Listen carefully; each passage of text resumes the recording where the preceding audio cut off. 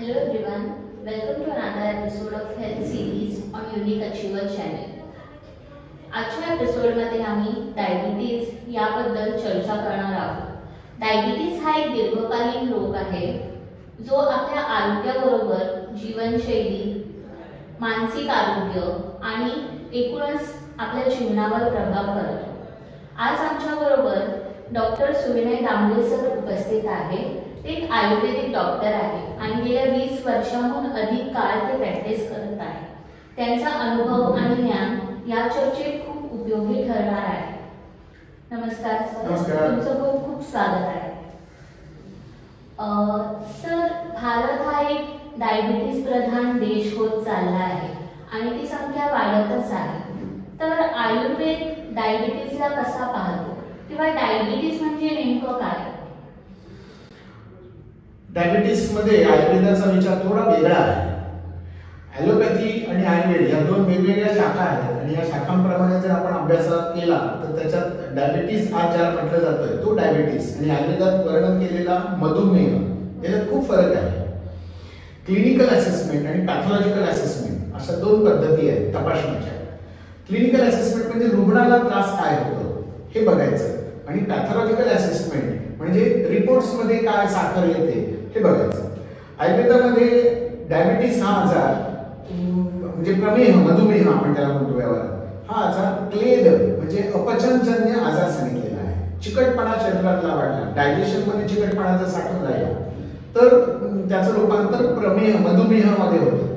प्रत्येक वेळेला त्याच्यात साखर वाढलेली असेलच असं नाही, परंतु आज ज्याला डायबिटीज मेलाइटस किंवा डायबिटीज इन्सिपिडस असे दोन प्रकार आहेत. हे जे प्रकार आहेत हे तुम्हाला साखरेचं प्रमाण शरीरातलं किंवा HbA1c ही आता ही नवीन टेस्ट आहे, या टेस्ट प्रमाणेच तुम्हाला डायग्नोसिस केलं जातं. परंतु पॅथॉलॉजीचं जे रिपोर्ट्स येतात त्यामध्ये जरी हाय शुगर लेवल दिसली तरी माझ्या निदानाप्रमाणे त्याला डायबिटीज असेलच म्हणजे मधुमेह असेलच असं नाही. म्हणजे काय तर मी एखादा पेशंट जेव्हा माझ्याकडे येतो तो विचारतो मला 30 वर्ष डायबिटीस आहे. मग मी त्याला फक्त एकच प्रश्न विचारतो की तुला डायबिटीस आहे म्हणजे नेमकं काय आहे? तर तो म्हणतो मला त्रास काहीच नाही. म्हटलं 30 वर्ष औषधं कशासाठी घेतोस? तो म्हणाला तर रिपोर्ट नॉर्मल येण्यासाठी घेतो. रिपोर्ट नॉर्मल असणं वेगळं आणि रुग्ण नॉर्मल असणं वेगळं. आयुर्वेदाचा दृष्टिकोन जो आहे हा रुग्ण नॉर्मल होणं आहे, पेशंट नॉर्मल होणं नाही. आज 20 वर्ष 30 वर्ष डायबिटीस भारताची काय राजधानी होईल असं सांगितलं जाते, परंतु हे फक्त त्या रिपोर्ट्सवर अवलंबून ठेवलं जातं आणि हे रिपोर्ट्स बदलतेच राहतात आणि ते कधीही नॉर्मल होत नाही हे सुद्धा आपण बघतोय. गेली 30-40 वर्ष फक्त 30 वर्षाची तर माझीच प्रॅक्टिस आहे. त्याच्या अगोदर मी जेव्हा डायबिटीस मी जेव्हा प्रॅक्टिस सुरू केली तेव्हाचं प्रमाण आणि आताचं प्रमाण जमीन आसमानाचा फरक आहे. खूप वाढला डायबिटीस.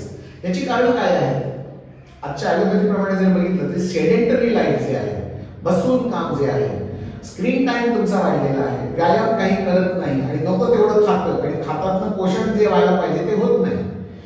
जे शरीरात गेलेलं आहे ते जर डायजेशनच झालं नाही, पचनच झालं नाही तर जी साखर उरणार आहे ती रक्तातच उरणार आहे आणि मग जी तपासणीमध्ये जेव्हा जाल तेव्हा तुम्हाला ती साखर वाढलेली दिसते आणि साखर वाढलेली असणं म्हणजेच रुग्णाला त्रास असतो असं नसतं.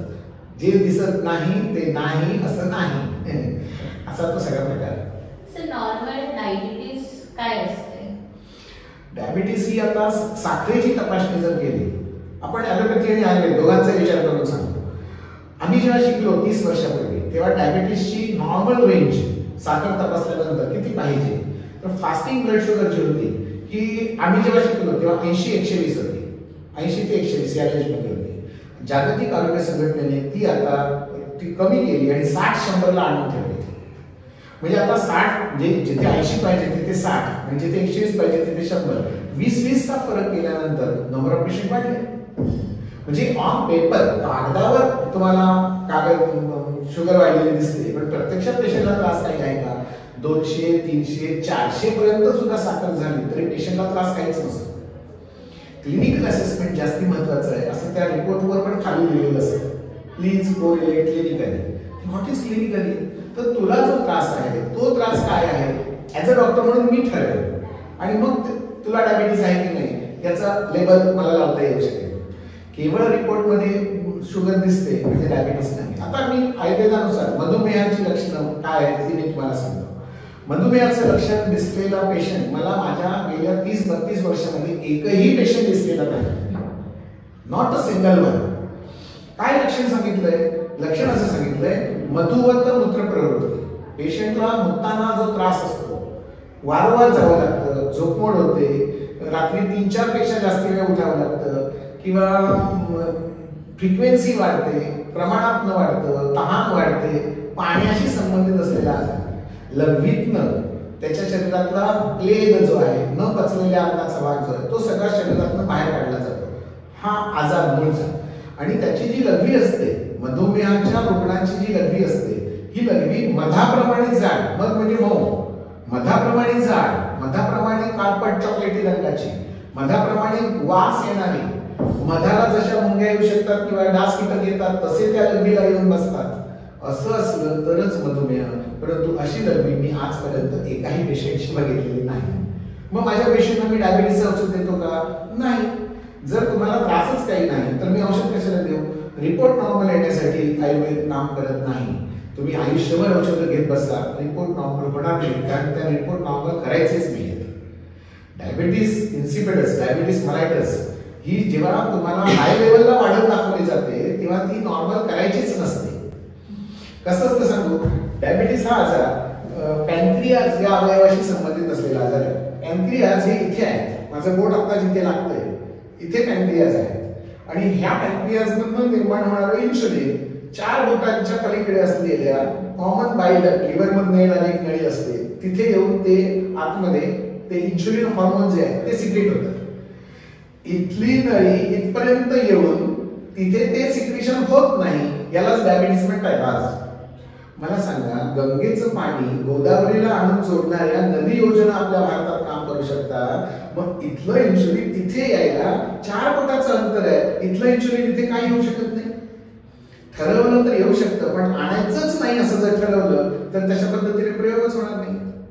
इथलं इन्शुलिन सिक्रेट होण्यासाठी त्याच्यावर जो अडथळा आहे, हा अडथळा जोपर्यंत आपण काढणारच नसू तोपर्यंत ते इन्शुलिन आपल्या आतच राहील, त्या गाठीमध्येच राहील, ज्याला पॅन्क्रियाज म्हणतात. ते पुढे जर आलंच नाही तर साखर जाळलीच जाणार नाही, आणि न जाळलेली साखर तुम्हाला रक्तात मिळणार. इथे जी अडथळा आहे, हा जो अडथळा आहे, हा अडथळा कुठचा असतो? तर 4 अडथळे असतात. पहिला, त्या नळीवर वर्ण आलेला दाब, गॅसचा, अन्नाचा, वाढलेल्या चरबीचा आणि बाहेरनं पडलेल्या मळाचा, संडास साफ जर झालं नाही तर जो अडकणार आहे, हाय प्रेशर जे येणार आहे ते त्या नळीला चिमटवून टाकतं आणि मग त्यामुळे ते इन्शुलिन सिक्रेट होत नाही. हे पण सेडेंटरी लाईफ मुळेच आहे. त्याला ट्रीटमेंट काय असेल तर तिथला दाब जो आहे काढून टाकायचा. सर, इन्सुलिनचा काय रोल असतो? इन्शुलिन हे पाचन स्त्राव आहे. तो पाचन स्त्राव शरीरातल्या शुगर लेवल्स जे आहेत हे बॅलन्स करण्याचं काम करतो. हे आयुर्वेद प्रमाणेच आहे, आयुर्वेदाचा विचार वेगळा आहे. तर हा जो पाचक स्त्राव आहे तो तिथनं या कॉमन बायोडेक्ट मधनं ते जे एक एरिया आहे त्याला आम्ही ड्युओडिनम म्हणतो, ग्रहणी म्हणतो, तिथे जर आला तर रक्तातली साखर जाळायला किंवा आतड्यामध्ये आम्ही जे काही जेवलेले अन्नाचे कण गेलेले आहेत त्याच्यातली शर्करा जी आहे ही कमी करायला ते इन्शुलिन मदत करत असतं. आजचा एक ट्रेंड असा सांगतोय की तुम्ही खाल्लं की ते इन्शुलिनचा बाजार सुटतो आणि तो साधारणपणे 30 ते 40 मिनिटांपर्यंत राहतो. तेवढ्या वेळात तुम्हाला जे काही खाता येईल 1 तासपर्यंत तुम्ही खात राहा, मग ते इन्शुलिन तिथे सिक्रेट होत राहील. आयुर्वेदाचा दृष्टिकोन वेगळा आहे. जेव्हा तुमच्या मनामध्ये इच्छा निर्माण होतात तेव्हा ते इन्शुलिन सिक्रेट होत असतं. तुमच्या मनामध्ये एखादी भेळ किंवा पाणीपुरीची डिश तुम्ही बघितली किंवा असं चिंच बघितली की तुमच्या तोंडामध्ये लाळ सुटते. ही लाळ सुटणं जे आहे हे आपोआप असतं, त्याचा असा पाझर येतो, तो झरा आहे. असा झरा इन्शुलिनचा आतमध्ये येतो जेव्हा तुम्ही बघता एखादा पदार्थ. हा पदार्थ जर तुमच्या आवडीचा असेल तर तो झरा जास्ती प्रमाणात पाझरला जाईल.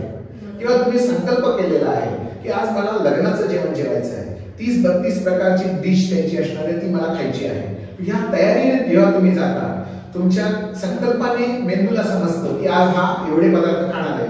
मग मेंदू त्या पॅन्क्रियाजला अशी सूचना देऊन ठेवतो की हा आज हादरणार आहे, दोन्ही हाताने खाणार आहे, जरा याचं इन्शुलिन जास्त सिक्रेट करून ठेव. तेव्हा इन्शुलिन जास्त सिक्रेट होईल. आज मी जर संकल्प केला माझा उपवास आहे, एकादशी आहे, मी आज काहीच खाणार नाही, तीही सूचना मेंदूकडे जाते आणि मेंदू पॅन्क्रियाला सांगतो सांगतो की आज तुला काम करायचं नाही, आज त्याचा उपवास आहे, आज तुला रेस्ट आहे. संकल्प आपला जसा असतो तशी मधली इंद्रिय मनामार्फत मेंदूवर किंवा आत्म्यापर्यंत या संवेदना येतात आणि आपल्या शरीरातले सगळे स्त्राव बदलतात. खरंच होतं का असं? 100% सत्य आहे. तुझ्या तोंडामध्ये लाळ तयार होते की नाही, चिंच दाखवली तरी तुझ्या तोंडात जरा येणार नाही. पाणीपुरी खाताना दुसऱ्याला बघितलं असे जे काही आपल्या मनात भाव निर्माण होतात, हे जसे लाळेचे झरे आहेत तसेच शरीरात अनेक प्रकारचे झरे आहेत ज्याला आम्ही हॉर्मोन्स म्हणतो किंवा एन्झाईम्स म्हणे आपण त्याला. शरीरात आतमध्ये आणखी एक गमत सांगतो, आपल्या शरीरात आतमध्ये जे काही चाललंय ते आतला जो बसलेला आहे ज्याचा कंट्रोलर आपल्या हातात नाहीये, ती जी शक्ती आतली आहे त्या शक्तीला ओळखणं आवश्यक आहे. आयुर्वेद म्हणतो ती आत्मशक्ती आहे. तो ठरवतोय की आज मी काय जेवायचं, तो ठरवतोय मी आज चहा घ्यायचा की सरबत घ्यायचंय, तो ठरवतो आतून की आता याला झोपायला द्यायचंय की याला जागरण करायला लावायचंय, तो ठरवतो आता याला ढेकर द्यायची की याला उचकी निर्माण करायची. यातलं आपण काहीच करत नाही. आपल्याला फक्त 1 नंबरला झालं की जाऊन यायचं, 2 नंबरला झालं की जाऊन यायचं, भूक लागली की जेवायचं, झोप आली की झोपायचं, ढेकर आली की ढेकर द्यायची, शिंका आली की शिंकायचं. आतून आलेल्या सूचना ज्या आहेत, आता ह्या आतून येणाऱ्या सूचनेमध्ये इन्शुलिन कधी पाजरणार आहे हे आपल्या हातात नसतंच.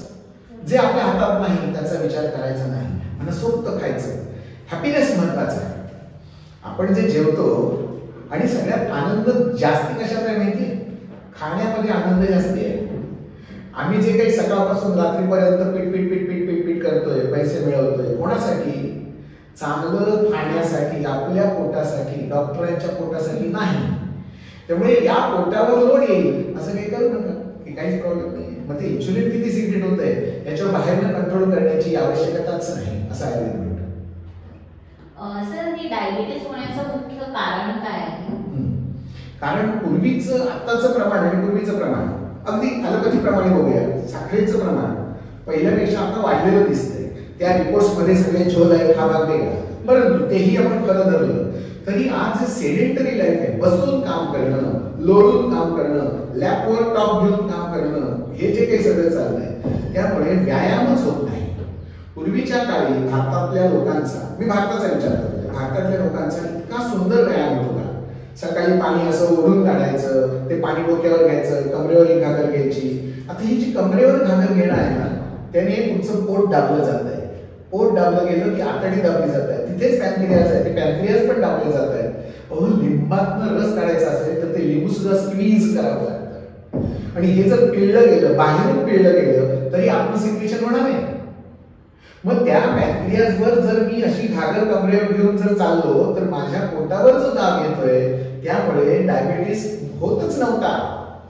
पोटावर दाब येत होता. आज पोट हलत नाही 1 इंचवर आणि आजचा व्यायाम सांगतात चाला चाला चाला चाला. अरे चालत काहीच फरक पडत नाही. इतकी वर्ष भारतातले लोक चालतायत मॉर्निंग वॉक या नावाखाली. मूर्खपणा आहे. चालण्याची अजिबात आवश्यकता नाही. त्यापेक्षा लोळणं आवश्यक आहे. लोळल्यानंतर तुमचं सगळं शरीर जे असतं दाबलं जात आहे, संपूर्ण शरीर गोल गोल गोल गोल फिरवलं जात आहे. हे लोटांगण म्हणतो मी याला. हे जेव्हा केलं जाईल तेव्हा आतडी दाबली जातील, पॅनक्रियाज दाबले जातील, स्प्लीन दाबली जाईल, सगळे अवयव असे टाईट केले जातील आणि आतमध्ये जे आहे ते सिक्रेशन येईल बाहेर. आंब्यातनं रस काढायचा असेल तर आंबा स्क्वीज करायला पाहिजे की रस बाहेर येईल. आमच्या शरीराचे व्यायाम कमी झाले हे एक प्रमुख कारण. व्यायामामध्ये आणखी पूर्वी हे आता खाली वाकून मी सांगितलं, वर कपडे वाळत घालणं असा आपल्याकडे कार्यक्रम असायचा. दांडी वर टांगलेली असायची आणि हातातल्या दांड्याने ते कपडे असे वर असे असे असे असे करायचे. तो दांडा घालतोय, माझी मान वर. मानेला किती चांगला व्यायाम होत होता, खांद्याला किती चांगला व्यायाम होत होता. हे सगळं असं स्ट्रेच होत होतं, कॉन्सन्ट्रेशन वाढत होतं. हे सगळं बंद झालं. पूर्वीचे खेळ होते हे सगळे खेळ बंद झाले. आम्ही सगळे प्रत्यक्ष फील्डवर आम्ही जाऊन खेळायचो. मग त्याच्यात धावाधावी होती, लगोरी होती, लपाछपी होती. हे सगळे खेळ जे होते पूर्वीचे हे सगळे खेळ बंद झाले.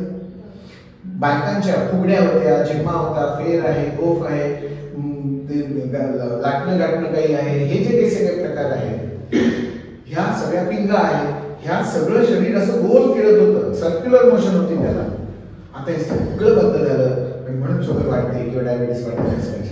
पोटावरची चरबी हलतच नाहीये, छातीवरची चरबी हलतच नाहीये, कमरेवरची चरबी हलतच नाहीये आणि मग एका बाजूने जाडी वाढते आणि मग जाडी वाढते म्हणून मग आता उपाय काय करायचा तर उपाय काहीच करता येत नाही. मग औषधं घेत बस आयुष्यभर आणि ते डेथ मरेपर्यंत औषधं खायची. कुठेतरी चुकतंय. जीवन पद्धत बदलल्याशिवाय डायबिटीस बरा होणार नाही. सर, हे डायबिटीसचे विविध प्रकार कोणते आहेत आणि त्यामध्ये काय फरक आहे? आयुर्वेदानुसार आणि ॲलोपॅथीनुसार मी तुम्हाला प्रकार सांगतो. ॲलोपॅथीनुसार दोनच प्रकार आहेत, डायबिटीस इन्सिपिडस, डायबिटीस मलायटस. म्हणजे एकाला इन्सुलिन घ्यावं लागतं, एकाला इन्सुलिन डायरेक्ट घेण्याची गरज नसते. आहे ती साखर व्यवस्थित जाळी मॅनेज केली की ते दोन प्रकार बरे होतात. परंतु हे सुद्धा इरिव्हर्सिबल आहे. एकदा झाला, लेबल लागलं की तुम्ही permanent diabetes patient until death मरेपर्यंत औषधं खात राहा. आयुर्वेदामध्ये मात्र असं सांगितलेलं नाही. आयुर्वेदात मूळ आजार प्रमेह असा सांगितलेला आहे. प्रमेह, प्र म्हणजे प्रभुत्व, मेह म्हणजे पाणी. ज्या आजारामध्ये शरीरात पाणी जास्ती लागतं म्हणजे तहान जास्ती लागते आणि ज्या आजारात पाणी जास्ती बाहेर फेकलं जातं म्हणजे मुतायला जास्ती होतं त्या आजाराला प्रमेह म्हटलंय. त्याचे एकूण 20 प्रकार केले. 20 प्रकार आहेत. आम्ही फक्त 2च प्रकारात फिरतोय, 20 प्रकाराकडे कोणी लक्षात देत नाही. त्याच्यातले कफामुळे होणारे आजार आहेत हे 10 प्रकारचे लक्षणं दाखवतात आणि हे सगळ्या तपासण्या नुसत्या लघवीच्या तपासणीवर सांगितलेल्या आहेत. कफाचे जे 10 प्रकार आहेत हे सगळेच्या सगळे साध्य आहेत. कफोत्था साध्य हा असं सांगितलं. कफोत्था दश साध्य 10 प्रकार कफामुळे होणारे साध्य आहेत. साध्य म्हणजे औषध जेवढ्याच तेवढं घ्या, बरं झालं की औषध विसरून द्या. पित्तजलाशय याप्त्या असं म्हटलं. पित्तापासून होणारे प्रमेयाचे जे प्रकार आहेत ते एकूण 6 प्रकार आहेत. ते याप्य आहेत म्हणजे तुम्हाला जास्त चिकित्सा करावी लागेल. व्यायाम सांगावा लागेल, काही पथ्य सांगावं लागेल, काही आसनं सांगावी लागतील, फूडवर त्यांना काही बंधनं सांगायला लागतील, कोणत्या वेळी जेवायचं हे त्यांना सांगायला लागेल. पित्तामुळे होणारे आजार असतात हे 6 प्रकारचे लक्षणं दाखवतात. आणि वातामुळे होणारे 4 प्रकार आहेत. म्हणजे कफाचे 10, पित्ताचे 6 आणि वाताचे 4. वाताचे जे 4 आहेत हे असाध्य सांगितलेले आहेत. हे याच्यात मधुमेह येतो, 3 नंबरला मधुमेह येतो. आता हा मधुमेह साध्य होण्यासाठी त्याला वाताच्या प्रकृतीतनं पित्ताच्या प्रकृतीत आणलं की आपल्या हातात रोग येतो. तो जर कफाच्या प्रकृतीत असेल तर तो अधिक चांगला. कफाच्या प्रकृतीत म्हणजे जो स्थूल आहे, थोडासा जाडा आहे, त्याला तसाच ठेवायचा, त्याच्या खाण्यामध्ये फार बदल करायचा नाही, तर तो पुढे पित्तामध्ये येत नाही आणि त्याच्या पुढे वातामध्ये येत नाही. आपल्याला जर त्या पेशंटला पूर्ण बरं करायचं असेल मनापासून तर त्याची प्रकृती ओळखून त्याला औषधं निवडावी लागतात आणि मग त्याचे प्रकार ठरवावे लागतात. सर, तर तुम्ही म्हणतात की डायबिटीस होण्यासाठी वात, पित्त आणि कफ या दोषांचा रोल आहे. हो, हे तिन्ही दोष जे असतात हे प्रकृतीनुसार होतात. तुमची जन्म प्रकृती वेगळी असते, तुमची व्याधी प्रकृती वेगळी असते, तुमची आताच्या व्यवसायामुळे होणारी प्रकृती वेगळी असते. आता उन्हातच काम असतं, त्याची पित्त प्रकृती बनत जाते. मुळात तो वाताचा असला तर तो उन्हात काम करत असल्यामुळे त्याला उन्हाचे त्रास होणार आहे, पित्त प्रकृतीमध्ये तो जाणार.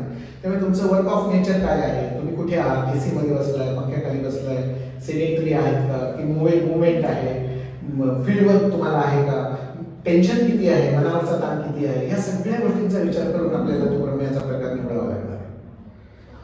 सर, आता सध्या प्री डायबिटिक असा एक ट्रेंड चालू आहे, तर तो प्री डायबिटिक म्हणजे काय आणि तो रिव्हर्सिबल आहे का? ॲलोपॅथी आणि आयुर्वेद दोघांची तुलना करून सांगतो. प्री डायबिटिक मध्ये शुगर लेवल जी आहे ही बॉर्डर लाईनला दाखवतात. म्हणजे 120, 80 ते 120 या रेंज मध्ये ते दाखवतात. आता तेही कमी केलं, 60 ते 110 पर्यंत आलं तरी तुम्ही प्री डायबिटिक म्हणता. HbA1c 5.2 पाहिजे, ते जरा आणखी पुढे गेलं, 6 मध्ये गेलं की तुम्ही बॉर्डर लाईनला आहात. आणि यात झालं काय माहिती, साधा दात काढायचा असला, डोळ्यांचं ऑपरेशन करायचं असलं, साधं स्पीच कुठे घालायचं असलं दोन, तरी सुद्धा शुगर लेवल चेक करा. शुगर लेवल चेक करा. आणि आपल्या शरीराला कधीतरी शुगर कमी जास्त होणारच असते आणि त्याला बॅलन्स करण्याचा जर बाहेरनं प्रयत्न केला तर ते कधी होत नाही. तुम्हाला ती गोष्ट माहिती का, 2 बोके, एक लोण्याचा गोळा, एक माकड आणि एक तराजू. त्या 2 बोक्यांमध्ये भांडण असतात. मी तुम्हाला ते बॅलन्स करून देतो, ते माकड सांगत असतं आणि त्या माकडाला ते काही शक्य होत नाही. त्यामुळे ते माकड त्या खव्याच्या गोळ्यात किंवा लोण्याच्या आपणच सगळं खातोय आणि फसवून ते 2 बोके एकमेकांवरून भांडत जातात. मला हेच उदाहरण सांगावं असं वाटतं की मी आणि माझे रिपोर्ट्स नॉर्मल होण्यासाठी मी झगडतोय, परंतु त्याच्यात डॉक्टर येतो आणि सांगतो मी तुम्हाला नॉर्मल करून देतो. पेशंट ॲबनॉर्मल नाहीच आहे, पण त्याला असं सांगितलं जातं की तू ॲबनॉर्मल आहेस.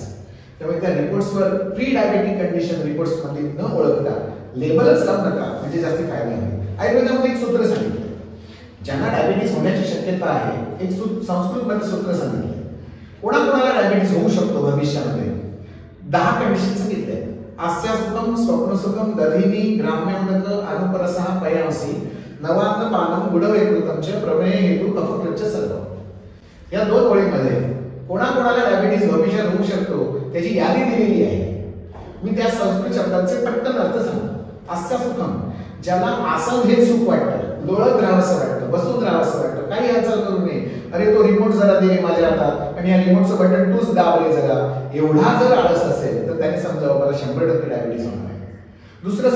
दुसरं सुख जे आहे स्वप्न सुख असा शब्द वापरलाय. झोपेमध्ये सुद्धा स्वप्न बघणं, झोपेत स्वप्न बघणं, आधी झोप घ्यायची भरपूर, त्याच्यात स्वप्न बघत राहायचं, मनोरंजन करत राहायचं. मला कोणतरी परी वारा घालते, अप्सरा माझ्यासमोर डान्स करतायत किंवा मी खूप छान खातोय, मला सोप येतं. अशा पद्धतीने जेव्हा स्वप्नातलं सुख तो अनुभवतो समजावं डायबिटीस होणार आहे. दिवसाचं कधीही झोपायचं नाही असं सांगितलं. तुम्ही दिवसाचं झोपला की 100% तुम्ही डायबिटीसकडे जाणार आहात. आयुर्वेदानुसार सांगता डायबिटीस शब्द आता व्यवहारातला म्हणून डायबिटीस प्रमेयाकडे जाणार आहात तुम्ही असं म्हणता येईल. आस्था सुखम स्वप्न सुखम दही सांगितलंय, दही खाऊ नका. दही खाण्याची सवय जर असेल जास्ती आणि जर ते पचत नसेल तर तुम्हाला डायबिटीस होण्याची शक्यता जास्त. आस्था सुखम स्वप्न सुखम दही ग्राम्य होतं. नदीचं मिळणारं पाणी जसंच्या तसं कोणताही संस्कार न करता जर तुम्ही पित असाल, असं वारंवार होत असेल तर तुम्हाला डायबिटीस होणे. पाणी जास्त पिणं हे कारण सांगितलेलं आहे. त्याचाही पुढे शब्द वापरलाय ग्राम्य उदकहा पयांसी असा शब्द वापरलाय. पय या शब्दामध्ये 2 अर्थ येतात. पय म्हणजे दूध आणि पय म्हणजे पाणी. अतिरेक, दुधाचा अतिरेक आणि पाण्याचा अतिरेक दोन्ही ठिकाणी. दूध कोणत्याही पशुपक्षी प्राण्याचं जरी तुम्ही घेतलं, गरज नसताना जर तुम्ही घेतलं तर तुम्हाला डायबिटीस होण्याची शक्यता जास्त आहे. कोणत्याही निसर्गातल्या प्राण्यांना डायबिटीस नाही कारण त्यांचे रिपोर्ट्स केले जात नाही. बैल आहे, लहान पिल्लू असतं तेव्हा त्याला आईचं दूध लागतं. मोठं झाल्यानंतर आयुष्यात कधीच दूध पित नाही. हत्तीचं पिल्लू मोठं झाल्यानंतर दूध पित नाही. वाघाचं पिल्लू मोठं झाल्यानंतर दूध पित नाही. हरणाचं पण नाही, गाढवाचं पण नाही, आणखी कोणाचंच नाही. माणूस हा असा एकमेव प्राणी सांगितला आहे ज्याला लहानाचं मोठं होत असेपर्यंत दूध पाहिजे. क्षीरात अवस्था, क्षीरान्नाद अवस्था, अन्नाद अवस्था आल्यानंतर त्याचं दूध बंद केलं पाहिजे. आणि दूध जे आहे हे औषध म्हणून वापरायला सांगितलेलं आहे. तुम्ही जेव्हा आहारात त्याला आणता आणि दूध घेतल्याशिवाय झोपायचंच नाही किंवा दुधानेच दिवस सुरू होतो असं जर असेल, बरं ते दूध नुसतं चालत नाही, त्याच्यात बूस्ट, बोर्नव्हिटा, हॉर्लिक्स, कॉम्प्लॉन, माल्टो, काय पावडर घालतात, प्रोटीन पावडर घालतात, अंड घालतात काय वेळा, आणि ह्या दुधाला आणखी फोर्टिफाईड करतात आणि ते पचायला आणखी जड होतं. बरं ते दूध नाही, दुधात चहा पावडर घालतात, कॉफी घालतात, त्याच्यात भुसकळून परत काहीतरी घालतात, टोस्ट, बटर, काळी माई. आता हे सगळे पदार्थ पचायला जड आहेत. आधीच मुळात तुमचा अग्नी कमी झालेला आहे आणि म्हणून तुमची चरबी वाढते. त्याच्यात तुम्ही असे पदार्थ दुधासारखे जर खात राहिला तर तुम्हाला डायबिटीस का होणार नाही. पूर्व रूपामध्ये सांगितलेलं आहे. आस्था सुखम स्वप्न सुखम दधिनी ग्राम्योदक अनुपरसहा पयांसी. पुढचं सूत्र सांगितलंय नवीन अन्नपान. नवीन अन्न तयार झाल्यानंतर ज्या वर्षी तयार झालं त्याच वर्षीचं अन्न खाणं हा सुद्धा रोग सांगितलेला आहे. हे सुद्धा कारण सांगितलंय डायबिटीस. नवान्न पान गुड वैकृतंच. गुळ म्हणजे गुळ. गुळापासून तयार झालेले सगळे पदार्थ जे आहेत हे सगळे जर तुम्ही खाल्लेत आणि त्याशिवाय पुढे काय सांगितलंय जलज पदार्थ जे आहेत पाण्याच्या जवळपास वाढणारे जे काही प्राणी आहेत हे सुद्धा प्राणी तुम्हाला त्रास देणारे असतात. म्हणजे मासे असतील, कासव असतील किंवा पाण्याच्या जवळपास राहणारे, आता आपण खात नाही पण बेडूक असतील जे चायनीज लोक खातात सगळे, तिथे लिहिलेलं आहे आयुर्वेदामध्ये नवान्न पानं गुड वैकृतंच. त्याच्यात मध्ये आणखी शब्द वापरलेला आहे अनुपरसहा पयांसी असा शब्द आहे. अनुप म्हणजे पाण्याच्या जवळपास राहणारे प्राणी जे आहेत ह्या सगळ्या प्राण्यांना ज्यांना माजवलेलं आहे, पुराण्यामध्ये वाढवलेलं आहे, कृत्रिमरित्या पोसलेलं आहे, म्हणजे ज्याच्यामध्ये बदकं येतात, ज्याच्यामध्ये कोंबड्या येतात, ज्याच्यामध्ये शेळ्या मेंढ्या येतात, ज्याच्यामध्ये गाई म्हशी येतात, ज्याच्यामध्ये डुकरं येतात, ह्यांना ज्यांना माजवून वाढवलंय आणि त्यांना खायला भाग पाडलं जातं अशा प्राणी खाल्ल्यामुळे तुम्हाला डायबिटीस पुढे होणार आहे. मी आता मुलांना सांगू इच्छितो की त्यांनी ह्या सगळ्या पदार्थांपासून लांब राहावं. आयुर्वेदात मांसाहार निषिद्ध सांगितलेलं नाही पण ते जंगली प्राण्यांचं मांस सांगितलंय. म्हणजे आधी तुमची शक्ती तिथे संपवा जंगली प्राण्याला मारण्यासाठी, आणि जर वन विभागाने परमिशन दिली तर तुम्ही मिळाला नाही तर ती खावा आणि त्यात शिजवून खाऊ नका, भाजून खावा, इथपर्यंत सूचना सांगितलेल्या आहेत. म्हणजे तुम्हाला जी कारणं सांगितलेली आहेत ती ही सगळी कारणं सांगितलेली. लक्षणं शरीरावर काय काय दिसतात त्याचाही एक श्लोक सांगितला. दंताविना मलाढ्यत्वं प्राणूपम पाणिपादयो दाहत चिकण्णता देहे क्षुत्रुट स्वादू अस्यच्च जायते. पूर्वरूप सांगितले. पुढे होणार आहे. मी क्वेश्चन विचारते मग तुम्ही हा सांगा. डायबिटीसचे सुरुवातीची लक्षणं कोणती आहेत? आता आपण बघितलं ते ॲलोपॅथी प्रमाणे मी सांगितलं. आयुर्वेदानुसार एक अत्यंत चांगला श्लोक सांगितलाय. श्लोक सांगितलाय दंतादीना मलाढ्यत्वम. दंत म्हणजे दात, दात आहे, डोळे आहेत, नाक आहे, केस आहे, कान आहे, अंग आहे. इथे मलाढ्यत्वम, मल म्हणजे मळ, तिथे खूप चिकटपणा येतो. पण डोळ्यात चिकटपणा येणार, केसामध्ये कोंडा होणार, दातांवर असं कीटक धरणार, दात साफ केले तरी साफ होत नाही, जीभ साफ केली तरी साफ होत नाही, आंघोळ केली तरी परत आंघोळ केल्याने सारखी वाटत नाही, फ्रेश वाटत नाही. दंतादीना मलाढ्यत्वम प्रागरूपम पाणी पादयो. हात आणि पाय भरपूर घाम यायला लागतो, तवतात खूप, चिकट चिकट होत राहतात, सगळं शरीरच असं चिकटल्यासारखं वाटतंय, केसांमध्ये सारखा कोंडा होत राहतो. दंतादीना मलाढ्यत्वम प्रागरूपम पाणी पादयो. दाह, तळपायांचा दाह, हातांचा दाह, अंगाचा दाह. दाह म्हणजे गरमपणा, उष्णता जाणवणे. चिकटता देह, शरीर चिकट वाटतंय. असं जेव्हा आपण हात लावतो ना तेव्हा सुद्धा असा सहजपणे हात सुटला पाहिजे, तर तिथे तो चिकटून बसतो. शब्द उच्चार मध्ये सुद्धा आता माझा शब्द जो आहे अत्यंत स्पष्ट शब्द आहे, या सगळ्या शब्दांचे उच्चार स्पष्ट समजतात. डायबिटीस मधला जो स्पष्ट शब्द आहे तो कसा उच्चारला जातो ते मी सांगतो. तुमचं नाव काय, असा जो शब्द येतो मध्ये, शब्द उच्चारण्याच्या अगोदर एक चिकटपणा असतो, तो चिकटपणा जिभेमध्ये सुद्धा दिसतो, लाळेमध्ये पण दिसतो. अशा उच्चारांच्या पेशंटना त्यांना विचारायचं तुम्हाला साखर आहे का, ते म्हणतात हो आहे. तुम्हाला कसं कळलं? बोलण्यात सुद्धा समजतं. म्हणजे बोलण्यातला गोडवा खूप असतो म्हणून डायबिटीस होतो असं नाहीये, परंतु त्याच्या बोलण्यामध्ये चिकटपणा जाणवतो आणि तो डायबिटीसचा पेशंट असतो. इतका सुंदर श्लोक सांगितलाय. मला असं वाटतं की अन्य कोणत्याही पॅथीमध्ये हा श्लोक सांगितलेला नाही. दंतादीना मलाढ्यत्वम प्रागरूपम पाणी पादयो. दाह चिकटता देहि. क्षुत्रुट स्वाहु असंचय. क्षुधा भूक, त्रुट तृष्णा, तहान भरपूर लागते, म्हणजे ज्याच्यात भूक भरपूर लागते आणि तहान भरपूर लागते, ही दोन लक्षणं सांगितली. असं जर होत असेल, आत खाऊ की वाट खाऊ, अरे आता जेवलास ना तू, परत काय जेवतोयस, अरे आता तू एक पिझ्झा खाल्लास ना, आता परत तुला पिझ्झा खावासा, हे प्रकृती ज्यांची आहे, एवढी भूक, रावणासारखी भूक, बकासुरासारखी भूक, निश्चितपणे पुढे डायबिटीस. क्षुद्रुट स्वादू असंचय आहे. असं म्हणजे तोंड ना गुळवटपणा तयार होतो, गोडवा जाणवत राहतो, सारखा लाल गोड राहते. हे जे लक्षण दिसतं ही पूर्वरूप सांगितली. या पूर्वरूपांमध्ये जर आपण असलो तर आपल्याला समजायला पाहिजे की आता डायबिटीस होण्याची शक्यता मला आहे, प्रमेय होण्याची शक्यता आहे. आता मला काहीतरी माझ्या खाण्यापिण्यात बदल करायला पाहिजे, पाणी कमी प्यायला पाहिजे. तर डायबिटीस डायग्नोज झाल्यावर एका व्यक्तीने कशी काळजी घ्यायला पाहिजे? दोन्हींचा विचार करू, ॲलोपॅथी प्रमाणे आयुर्वेदाप्रमाणे. ॲलोपॅथी प्रमाणे जर त्याचे रिपोर्ट्स ॲबनॉर्मल असतील तर रिपोर्ट्स ॲबनॉर्मल येण्याचं एक प्रमुख कारण आहे उशिरा जेवण, रात्रीचं उशिरा जेवण. NBM फॉर 12 hours असा नियम आहे. रात्रीचं जेवण तुमचं संध्याकाळी 7 वाजता झालं पाहिजे, तर 7 ते 8, 8 ते 9, 9 ते 10, 10 ते 11 4 तास डायजेशनसाठी तुम्हाला मिळतील. आणि मग सकाळी 7 वाजता 8 वाजता जाऊन तुम्ही फास्टिंग शुगर बघा. जर 4 तास तुमचं डायजेशन अगोदर झालं असेल तर साखर तुमची नॉर्मलच मिळणार. आता होतंय काय, रात्री 10 वाजता आम्ही जेवतोय, 10:30-11 वाजता आम्ही झोपतोय आणि सकाळी फास्टिंग तपासायला जातोय, साखर जाळलीच गेली नाही, कसे मिळणार तुम्हाला फास्टिंग नॉर्मल? 12 hours फास्टिंग जे आहे, जेवण संध्याकाळी 7 वाजता होते, मग सकाळी 7 नंतर तुम्ही कधी फास्टिंग बघायला जागा, निश्चितपणे शुगर लेवल तुमच्या नॉर्मल दिसणार. खाल्लेलं अन्न पचवायला वेळ देत नाही, हे साखर वाढण्याचं एक कारण आहे, रिपोर्ट्स ॲबनॉर्मल येण्याचं. व्यवहारातलं दुसरं उदाहरण सांगतो. मिक्सरमध्ये समजा तू नारळ घातलास, काही चटणी सोलकढी करायची झाली, नारळमध्ये ते मिक्सरमध्ये नारळ घालून त्याचं बटन सुरू केलं आणि मिक्सरला आडवा केला, तर कसा नारळ वाटला जाईल सांग मला? हे जसं व्यवहारामध्ये आहे तसंच जेवल्या जेवल्या लगेच जर आपण झोपलो, मिक्सरच तुमचा आडवा झाला, पचनच होणार नाहीये, मग साखर पॉझिटिव्ह मिळणार तुम्हाला. हा झाला ॲलोपॅथी प्रमाणे. जर रिपोर्ट्स नॉर्मल पाहिजे असतील, जेवण ऍट एनी कॉस्ट तुमचं 7 वाजता झालंच पाहिजे. नाही मग आम्हाला 7 वाजता येतच नाही, आम्ही घरी पोहोचतो 7 वाजता, त्याच्यानंतर जेवण काय करायचं ठरवतो आणि रात्री 10 वाजता 11 वाजता जेवतो. आयुष्यभर तुम्ही जेवणार आणि डॉक्टरांचं पोट भरणार. जर तुम्ही मिळवलेल्या पैशांचा उपभोग जर तुम्हाला नीट घ्यायचा असेल तर जेवणाची वेळ बदला, त्यासाठी जे करावं लागेल ते करा. म्हणजे मला जर असं विचारलंस की डायबिटीस झाल्यानंतर किंवा होऊ नये यासाठी एकच पथ्य मला सांगा, तर मी हेच सांगेन, जेवणाची वेळ बदला. जेवण बदलण्याची आवश्यकता नाहीये. तू whatever you want you can eat. तुला जे पाहिजे ते तू खाऊ शकतेस. फार पथ्य कडक करण्याची आवश्यकता नाहीये. मनापासून खाल्लं तर ते पचतं आणि पचलं तर साखर मिळणारच नाहीये.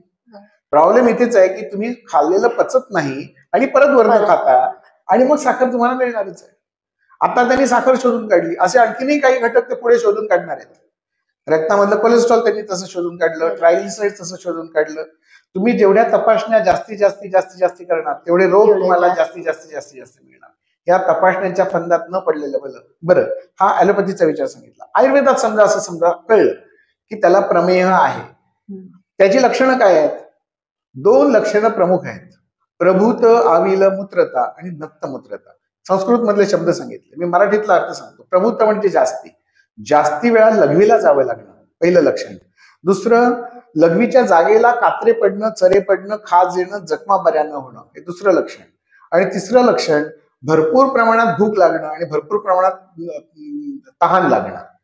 ही 3 लक्षणं जर एकत्र असतील तरच प्रमेह, आणि मग त्याच्यात वाताचा, पित्ताचा, कफाचा हे नंतरचे प्रकार. ही कॉमन प्रोटोकॉल मध्ये ही 3 लक्षणं आहेत. रात्रीच्या वेळेला लघवीला जास्ती होणं, 3 पेक्षा जास्ती, 4-5 वेळा उठावं लागणं. दुसरं लक्षण, लघवीच्या जागेला कात्रे पडणं, चरे पडणं, खाज येणं, सहन न होणं. आणि तिसरं लक्षण, भरपूर प्रमाणामध्ये गढूळ लघवी होते किंवा तहान भरपूर लागते आणि भूक जास्ती लागते. ही जर लक्षणं असतील तरच तुम्हाला प्रमेह नावाचा मुख्य आजार, आणि मग वैद्यांच्या सल्ल्याने त्याच्यात काय काय करायचं ते आपण नंतर ठरवू. कॉमन थिंग ही आहे की पाण्याचं प्रमाण पहिल्यांदा कंट्रोल करा. आज पाणी बालदीभर, घागरभर सुद्धा पाणी प्यायला सांगतायत डॉक्टर. तो मुतखडा आहे म्हणून, संडास साफ होत नाही म्हणून, किंवा अन्न पचन नीट होत नाही म्हणून. पाणी भरपूर पिलं तर किडनीचं काम वाढणार आहे, आणि किडनीवरचा लोड वाढला तर निश्चितपणे सिस्टीम करप्ट होत जाणार आहे. मला असं वाटतंय की तुम्हाला डायबेटीस होऊ नये असं वाटत असेल, पचनाला वेळ द्या. हा ऍलोपॅथी प्रमाणे आणखीन एक जर विचार केला तर हा सायकोसोमॅटिक रोग आहे, मनोशारीरिक आजार आहे. तुम्ही औषधं देऊन फक्त शरीराला नॉर्मल करण्याचा प्रयत्न करताय, रिपोर्ट नॉर्मल करण्याचा प्रयत्न करताय, पण पेशंट नॉर्मल कुठे होतोय? पेशंट नॉर्मल होतच नाहीये. पेशंट नॉर्मल होण्यासाठी त्याचं मन प्रसन्न पाहिजे, आत्मा प्रसन्न पाहिजे, आणि इंद्रिय स्वस्थ पाहिजेत, आणि भूक चांगली पाहिजे. आयुर्वेदात एक व्याख्या केली आहे निरोगी कोण याची. समदोषः समाग्निश्च समधातु मलक्रियाः प्रसन्न आत्मा इंद्रिय मनः स्वस्थ इत्याभिधीयते. ज्याचं मन प्रसन्न पाहिजे, आत्मा प्रसन्न पाहिजे, इंद्रिय प्रसन्न पाहिजे, अग्नी चांगला पाहिजे. हे ओळखणार कसं? माझं मला कळणार, माझ्या शरीरातला आत्मा मला सांगणार आर यू हॅपी असं मला विचारणार. मला उत्तर येस असं देता आलं पाहिजे. मी हॅपी कधी असेल? माझं मन फ्रेश असलं तर, मला खाता आलं तर, मी खाल्लेलं मला सगळं डायजेस्ट झालं तर, मी खाल्लेल्याचं एनर्जीत रूपांतर झालं तर, मी जे करतोय त्याच्यातनं मला पॉझिटिव्ह फीडबॅक मिळाले तर मी हॅपी राहणार आहे. मग ही हॅपी राहण्याची ही टेस्ट आहे, ही आपल्याला ओळखता आली पाहिजे. आणि जिथे तुमचा हॅपीनेस संपेल तिथे डायबिटीसची सुरुवात झाली असं समजायचं. आयुर्वेदानुसार जीवनशैली, आहार आणि डायबिटीसचा काय संबंध आहे? खूप जवळचा संबंध आहे. तुम्ही जे जेवता ते तुमच्या मनापर्यंत परिवर्तित होत असतं. ज्याप्रमाणे एखाद्या दिव्यामध्ये तेल जे घालतो त्या तेलाच्या क्षमतेप्रमाणे त्याची काजळी तयार होत असते. जर तेलाचा दिवा असला तर त्याची काजळी वेगळी धरणार, जर तो डिझेलचा दिवा असेल तर काजळी वेगळी धरणार, तो जर स्पिरिटचा दिवा असेल तर काजळी वेगळी धरणार, जर तो हायली प्युरिफाईड स्पिरिट जे विमानामध्ये वापरलं जातं ते जर पेट्रोल वापरलं तर त्याची ज्योत दिसणारही नाही. म्हणजे जसं तुमचं इंधन तशी तुमची अग्नीची प्रक्रिया पुढे दिसणार आहे. अगदी तसंच शरीरामध्ये असतं. शरीरामध्ये तुम्ही जे अन्न घेता, अन्नात जायते मनः असे सांगितले. तुम्ही ज्याप्रमाणे अन्न घेणार तर त्यातला सूक्ष्म भाग जो असतो त्याच्यातनं तुमचं मन बनतं. अन्न सात्विक घेतलं विचार सात्विक बनणार, अन्न राजसिक घेतलं विचार राजसिक बनणार, अन्न तामसिक घेतलं विचार तामसिक बनणार. तुम्ही खाल्लेलं अन्न पचलत नाही तर त्याच्यातनं आम तयार होणार, पुढे क्ले तयार होणार, मग साखर तशीच राहणार. जे तुमच्या शरीरामध्ये जे चक्र चालू पाहिजे, अन्नाचं चक्र असतं. आपल्याला जसं हवं, आपल्या जिभेला जसं हवं तसं अन्न आपण मॉडिफाईड करून खातो. आपण नुसतेच गहू खाणार नाही, नुसतेच तांदूळ खाणार नाही. आम्ही ते शिजवून खाऊ, भाजून खाऊ, पीठ करून खाऊ, खीर करून खाऊ, शिरा करून खाऊ, उपीट करून खाऊ. शरीराला शिरा उपीट पण चालत नाही. शरीराला त्याला जसं आत हवं असतं तसं तो त्याच्यावर आणखीन पचनाची प्रक्रिया घडवतो आणि त्याला हवं असेल तसं रूपांतर करतो. आणि हीच तर गंमत आहे. म्हणून आपण पांढरा भात, पिवळं वरण, हिरवी भाजी अशी जरी खाल्ली तरी रक्त मात्र लाल रंगाचंच तयार होतं. हा जो कन्व्हर्टर आतमध्ये आहे त्याच्यावर पूर्ण विश्वास ठेवायचा आणि तो सांगतो तुम्ही तुमचं काम करा, मी माझं काम करतो. आपलं काम वरनं आत भरण्याचं काम आपलं. तिथपर्यंत हॅपीनेस ठेवायचा. खाताना आनंद बाळगा. मी जे काही खातोय त्याच्यामध्ये जर आनंद असेल तरच त्याचं रूपांतर एनर्जीमध्ये होणार आहे.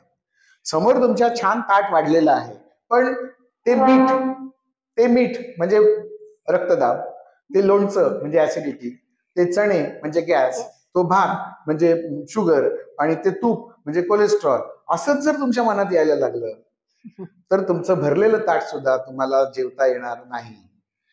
आणि असं प्रत्येक वेगवेगळ्या पदार्थांचं अनालिसिस करायचंच नसतं. ॲलोपॅथीमध्ये ते केलं जातं.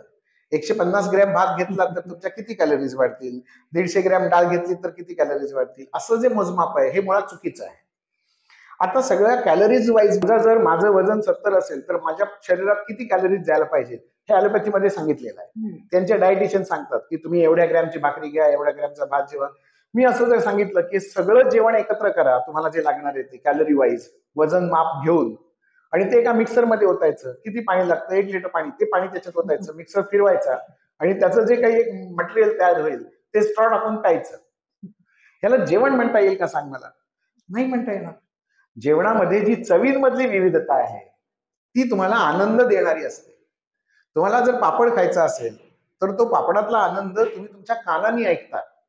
मग तुम्ही पापड मोडून खाल्ल्यानंतर क्रुम क्रुम आवाज जो येतो तो आवाज तुम्हाला आनंद, हॅपीनेस देणारा असतो.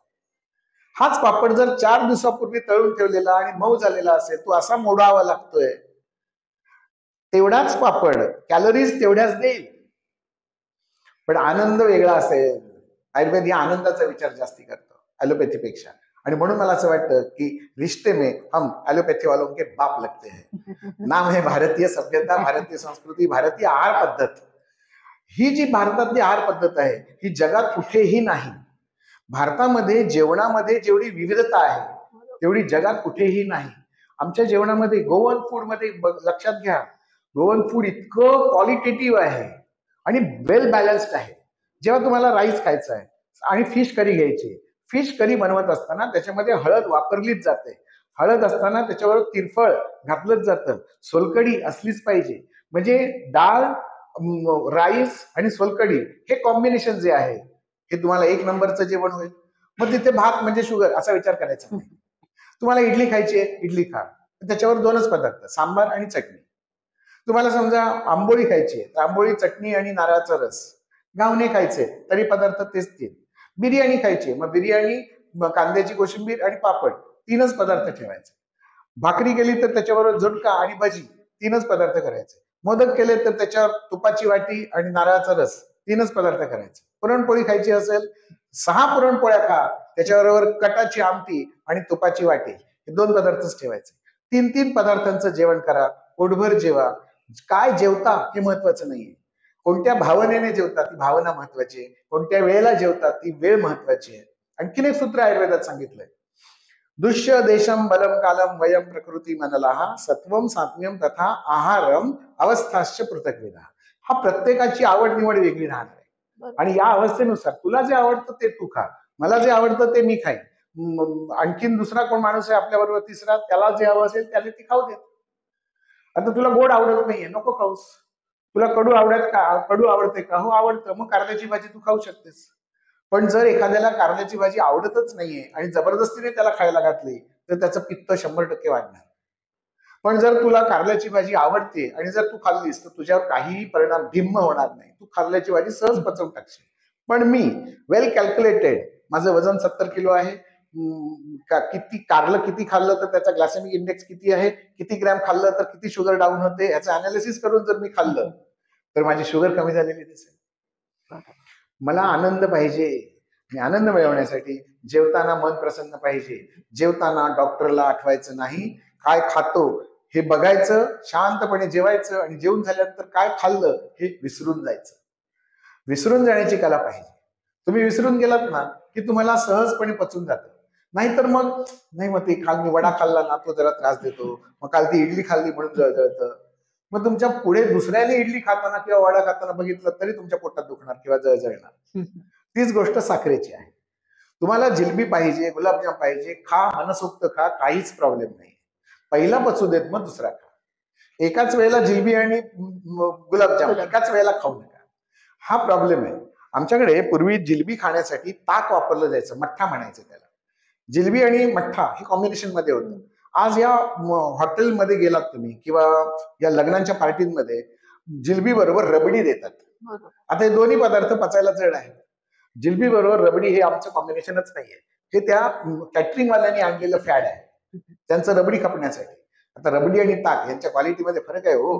ताक हे पचायला सोपं आहे, जिलबी पचण्यासाठी ती ताकात न खायची, ताकाच्या बरोबर घ्यायची. मठ्ठा असतो, त्या मठ्ठ्याला आलं लावलेलं असतं, कोथिंबीर लावलेली असते, मिरची असते, काळं मीठ असतं, जिऱ्याची पावडर घातलेली असते. इतका सुंदर मठ्ठा आणि जिलबी कॉम्बिनेशन मध्ये आहे. तुम्ही खा ना, 21 जिलब्या खा, काहीच प्रॉब्लेम नाहीये. जिलबी खात असताना ताक आणि जिलबी दोनच पदार्थ ठेवायचे, बाकी सगळं विसरून जायचं. मग तुम्ही तृप्त पण व्हाल आणि हॅपी पण व्हाल.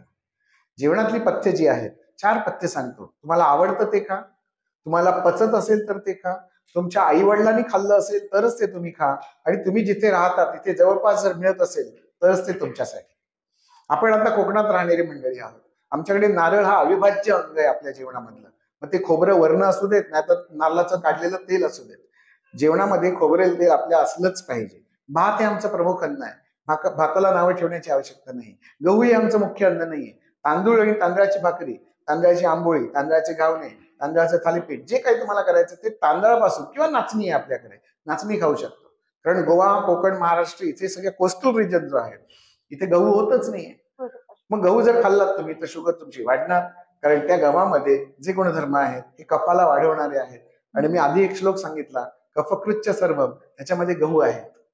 आणि म्हणून आयुर्वेदानुसार जर आहारात बदल करायचा असेल तर चपाती बंद करा, भाकरी सुरू करा. भात शिजवताना 2 पद्धतीने आपण शिजवतो. पहिली पद्धत जी आहे कुकर मधला भात.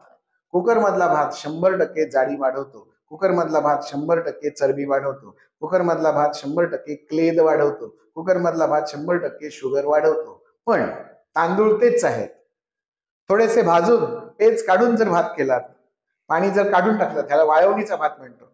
हा भात तुम्ही कितीही जेवा, शुगर तुमची वाढणारच नाही, कारण त्यातला चिकटपणा जो आहे तो पेजेतनं निघून गेला. पेजही प्यायची असते आणि भातही जेवायचा असतो. दोन्ही पदार्थ वेगवेगळे घेतले तर ते पचायला हलके होतात, परंतु एकत्र करून त्या कुकरमध्ये शिजवले, पेज त्याच्यात मरवली की गडबड होणार आहे, एवढं लक्षात ठेवायचं. डायबिटीस पेशंटनी कोणती फळं खाऊ शकतो? कोणतीही फळं खायची. खरं सांगतो, डायबिटीस मध्ये पथ्य असं विशेष करायचंच नाही. माझ्या आवडीनुसार मला आता जे फळ मिळतं ते फळ मी खायचं. मी जिथे राहतो तिथली फळं माझ्यासाठी चांगली आहेत. आता कोकणाचा विचार करूया. कोकणामध्ये कुठेही सफरचंदाचं झाड दिसत नाही. जर सफरचंद इथे उगवतच नाहीये, मग ते विकतचं आणून खायचं नाही असं आयुर्वेद सांगतो. प्रदेश विचार सांगितलाय. मगाशी मी एक श्लोक सांगितला, दुष्य देशम बलम कलम. देश जो आहे म्हणजे तुम्ही कोणत्या प्रदेशात राहता तो प्रदेश महत्वाचा आहे. When in Rome do as the Romans do असं म्हणतात. जेव्हा तुम्ही रोम मध्ये जाता तेव्हा रोमन लोक जशी वागतात तसं तुम्ही वागा. तुम्ही ज्या प्रदेशात आहात त्या प्रदेशातलं अन्नधान्य तुमच्यासाठी आहे. थिंक ग्लोबली, इट लोकली असं मी म्हणतो. ग्लोबलायझेशनचा विचार जरूर करा, परंतु इट लोकली. तुम्हाला लोकल लेवलला जे फूड आहे तेच तुमच्यासाठी आहे. सफरचंद तुम्ही काश्मीरमध्ये जाऊन खा, हिमाचल प्रदेशमध्ये जाऊन खा. कोकणात तुम्ही सफरचंद खाल्लं की तुम्हाला त्रास होणार. द्राक्ष कोकणातलं फळच नाहीये. मग ते तुम्ही जिथे द्राक्ष मिळतात तिथे नाशिकला जा किंवा वरच्या पट्ट्यात जा, घाटमाथ्यावर जाऊन तुम्हाला द्राक्ष मिळतील, खा, काहीच हरकत नाही. महाराष्ट्रात राहायचं असेल, कोकणामध्ये राहायचं असेल, गोव्यामध्ये राहायचं असेल, काजू खा, बोंडू खा, पपनस खा, अननस खा, चिकू खा, जाम खा. हे सगळी फळं आमच्याकडे. केळ्यांचे वेगवेगळे व्हरायटी आपल्याकडे मिळतील. गोवन केळी जी आहेत अतिशय चांगली केळी आहेत. मग ह्या केळ्यांवर तुम्ही, या सोनिया केळी आहेत ती खाल्ली तरी चालतील. परत सांगतो, एका वेळेला एकच फळ खा. मिक्स फ्रूट डिश घेऊ नका. Multi grain, multi fruit dish, fruit salad असं जर मस्तानी असं जर तुम्ही करून घेतलं तर एकाच वेळेला 5-6 फळांना पचवण्यासाठी 5-6 एन्झाईम शरीराला तयार करायला लागतात. त्याच्यासाठी तेवढा वेळ द्यावा लागतो आणि तेवढा वेळ आमच्याकडे नाहीये. मग तुम्हाला फळ खायचं असेल तर एकच फळ एका दिवशी खाऊन राहा. आज पपई खाणार तर पपईच खा, अननस खाणार तर अननसच खा, आंबा खाणार तर आंबाच खा. आता आंब्याच्या दिवसामध्ये आंबा खायचा नाही तर कधी खायचा आंबा? आंब्याच्या दिवसात आंबा खा, फक्त आंबेच खाऊन राहा, दुसरे पदार्थच खाऊ नका. मग तुम्हाला आंब्याने शुगर वाढलेली दिसणार नाही. पण तुम्ही आंबे पण खाणार, तुम्ही त्याच वेळेला जाम पण खाणार, त्याच वेळेला जांभळ करून असं खाल्लं की तुम्हाला गडबड होणार. सर, ही फळं आहेत ती फळं खायची की ज्यूस करून, किंवा आता आता एक ट्रेंडच आहे की लोक ज्यूस जास्त प्रिफर करतात. ज्यूसची गंमत आहे. मी समजा तुम्हाला ऑफर दिली की मोसंब आहे, ते मोसंब तुम्ही सोलून खा. सोलून मोसंब जर खायचं असेल तर तुम्ही एकच मोसंब पुरे, आपल्याला सोलायचं, आपणच खायचं. पण समजा मी सोलून दिलं तर तुम्ही 1.5 मोसंब खाऊ शकाल. पण जर तुम्हाला मोसंबीचा ज्यूस दिला तर तुम्ही 1 ग्लास ज्यूस सहज पिऊ शकता. आता 1 ग्लास ज्यूस म्हणजे 4 ते 5 मोसंबी आहेत. तुम्ही 1.5 मोसंब्याला तृप्त झालेला आहात. तुमच्या लिमिट्स तुम्हाला समजल्या, आता मला नको, आता मला पुरे, असा सिग्नल त्याने आतून तुम्हाला दिलेला आहे. पण ज्यूस तुम्ही पिताय त्याच्यात 5 मोसंबी आहेत. 1.5 मोसंब्यालाच तुम्ही थांबणार आहात, पुढची 3.5 मोसंबी तुम्हाला शुगर वाढवणार आहे. फळं खायची तर फळं खा, ज्यूस पिऊ नका. उसाचा रस, एवढा ग्लास भरून उसाचा रस आज पितोय आम्ही, पचवण्याची ताकद आहे आमची एवढी. उसाचा दांडा समजा एवढा 1 हात लांबीचा दांडा जर दिला, एवढा सुद्धा नाही खाऊ शकत. एवढाचाच तुकडा आपण खाऊ शकतो उसाचा, आणि तो तुम्हाला तृप्त करतोय. पुरे, मला मस्त पोट भरलं माझं, छान असंच वाटतं तुम्हाला. पण उसाचा रस अख्खा ग्लास पिऊ शकतो, फुकट दिला दुसऱ्यानंतर आणखीन सुद्धा ग्लास पिऊ शकतो. आता एवढा जो ग्लास आहे हा तुम्हाला कसा पचेल सांग मला बरं. तो ज्यूस जो पितो तो डायरेक्ट स्ट्रॉ टाकून घशात, मध्ये जीभ नावाचा अवयव आहे, 32 दात दिलेले आहेत, त्यांना समजून आत जाऊ देत. हे ट्रॅकर आहेत, त्याचे हे दूत आहेत. आतमध्ये काय येतंय हे त्याला समजलं पाहिजे. शब्द, स्पर्श, रूप, रस, गंध ही पंचमहाभूतांची 5 ज्ञानेंद्रियांना समजणारे विषय त्याने ठेवलेले आहेत. तुम्ही काय खाताय हे समजलं पाहिजे, त्या चवी समजल्या पाहिजेत, त्याचं प्रमाण समजलं पाहिजे, त्यातला आनंद समजला पाहिजे. तर त्याची तयारी आतमध्ये पचवण्याची तयारी करून ठेवली जाते. तुम्ही उसाचा रस पिता हे जर तुम्हाला आधीच ठरवलेलं असेल तर तो उसाचा रस तुम्हाला सहज पचून जातो, कारण तुमचा संकल्प असतो की मी उसाचा रस पिणार आहे. अचानक तुम्हाला जर उसाचा रस दिला तर तो पचायला जरा जड जातो, कारण तुमच्या पोटात तयारीच नसते. तसंच आहे, तुम्ही आहार काय घेणार हे ठरवा आणि मग घ्या, मग तुम्हाला त्रास काही नाही. चावून चावून खायला सांगितलंय, फळं अख्खी चावून खा, उगाच रसाच्या मागे लागू नका. गंमत म्हणून कधीतरी आंब्याचा रस घ्यायला हरकत नाहीये, आहारातनं घ्यायला हरकत नाही. औषध म्हणून जर घेणार असाल, नॉट इंडिकेटेड. सर, थोडे लोक असतात ज्यांना डॉक्टर्स किंवा कोणी पण सॅलड्स खा म्हणतात किंवा फळं खा म्हणतात. जे लोक हे दोन्ही खात नाही त्यांच्यासाठी काय ऑप्शन आहे? आधी खातात काय, त्यांचं काय होतं ते मी तुम्हाला सांगतो. जे हे सॅलेडच्या नावाने जे काही कच्चे पालेभाज्या खात आहेत, लहानपणापासून आम्ही एक गाणं म्हटलंय, पाला खाऊन फुकतो टुम, चाहूल लागताच पळतो धूम. ओळखा कोण? तर तो ससा, असं सांगितलं. गाण्याच्या बोलामध्येच त्याचं वर्णन केलंय. पाला खाऊन फुकतो टुम म्हणजे अंग जाड होतंय, पाला खाऊन जाडी वाढतीये, कमी होत नाहीये. आणि आज सगळे डायटिशियन सांगतात पाला खा, सॅलेड खा. आणि तो पचत नाहीये, आणि त्याच्याच ढेकरा दुसऱ्या दिवशी येतात. पालक खाऊन हिमोग्लोबिन वाढतो, पण त्याची एक कंडिशन आहे, पचला तर. हे अर्ध सत्य आहे. पाला खाऊन रक्त वाढतं, पचला तर हे पूर्ण सत्य आहे. मग तुमची पचन क्षमता तुमच्या आवडीवर अवलंबून आहे. मला मुळ्याची भाजी आवडतच नाहीये, लाल माठ आवडतच नाहीये, पालक आवडतच नाहीये, तुम्हाला खाऊन काही फरक पडणार नाही. मुलांवर जबरदस्ती करू नका, ज्यूस काढून देऊ नका, आणि कच्च्या पालेभाज्या खाऊ नका. कच्च्या चबाके खा जाऊंगा असं जेव्हा म्हटलं जातं तेव्हा तुमचा पोटातला अग्नी, राग, पित्त एवढं वाढलेलं असलं तर कच्चं खाल्लं तर पचेल. कच्चे पदार्थ पचायला जड असतात. कच्चं म्हणजे आमावस्थेतलं, अपक्वावस्थेतलं. त्याच्यात नारळाची गोष्ट सांगतो. डॉक्टर सांगतात नारळाचं पाणी प्या, नारळाचं पाणी प्या. पण सगळे पेशंट पिताना शहाळ्याचं पाणी पितात, आडसर पितात. शहाळ्याचं पाणी आणि नारळाचं पाणी याच्यात जमीन आसमानाचा फरक आहे. शहाळ हे अपक्व अवस्थेतलं फळ आहे, आणि नारळ हे पिकलेलं फळ आहे. नारळामधलं पाणी वाटीवर सुद्धा येत नाही हो, आणि आडसरातलं पाणी 2-2 ग्लास पाणी येऊ शकतं. आता एवढं पाणी जर शरीरात जास्ती गेलं, मी आपल्या व्याख्येमध्ये सांगितलंय, ज्या शरीरात पाणी जास्ती जातं तिथे डायबिटीस होण्याची शक्यता जास्त. मग असं जर रोज शहाळ्याचं पाणी जर तुम्ही पित असाल, औषध म्हणून, गंमत म्हणून, मिळतंय म्हणून, आमचेच नारळ तुम्ही कोण सांगणार असं म्हणून जर तुम्ही पिणार असाल, मुतायला लागणार तुम्हाला, किडन्या बाद होणार तुमच्या, डॉक्टरांना पैसे मिळणार, डॉक्टरांचे बंगलेच्या बंगले तुमच्या नारळाच्या पाण्यावर वाढतात. कच्च्या अवस्थेतली फळं खाऊ नका. कच्ची केळी खात नाहीत, कच्ची पपई खात नाहीत, कच्चं कलिंगण खात नाहीत, कच्चा पेरू खात नाहीत, कच्ची जांभळं द्राक्ष खात नाहीत. पिकल्यानंतर खा. मग तोच नियम नारळाला पण लागू आहे. देवाला सुद्धा आम्ही कच्चा नारळ देत नाही, पिकलेला नारळच देवाला देतो. जे देवासाठी हे देहासाठी, हे हिंदू धर्मातलं जर मी सूत्र इथे सांगितलं तर माझं काय चुकलं? पिकलेल्या अवस्थेतली फळं खा, अपक्व फळं खाऊ नका, एका वेळेला एकच फळ खा आणि तृप्त राहा, आनंदी राहा.